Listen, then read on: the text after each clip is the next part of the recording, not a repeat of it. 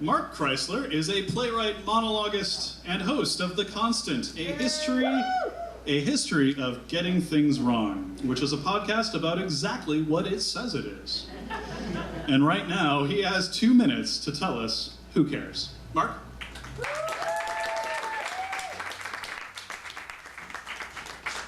Who cares? Who cares? I'll tell you who cares. Nobody.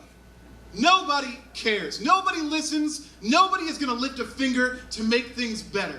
Which is why, in 1976, a couple of hippie clowns, and I don't mean that pejoratively exactly, they were literally hippie clowns, including Woodstock MC Wavy Gravy, nominated nobody for president.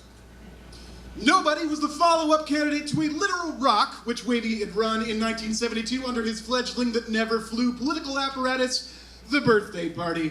And I'm not here to tell you how to feel about impotent post-weather underground leftist political spectacle, but I will tell you that, as bullshit, short-sighted flower child stunt protests go, nobody for president was funnier than most.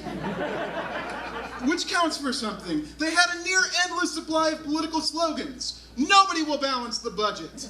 Nobody will give us free health care. Nobody tells the truth. Nobody has all the answers. Nobody's perfect. Nobody makes apple pie as good as Mom used to. Wavy Gravy and his confederate Curtis Spangler weren't the first people to make the joke. There'd been a nobody for president political comic back in the 40s, but in 1976 the idea took off like never before.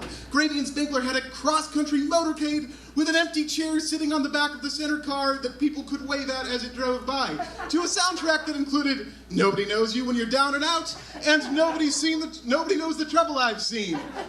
The Nobody for President campaign spent the month of October on a whistle-stop tour starting in San Francisco, of fucking course, and moving eastward before finally landing in New York City on November 2nd, Election Day. The history books will tell you that Jimmy Carter won that day, garnering 40.8 million votes to Gerald Ford's 39.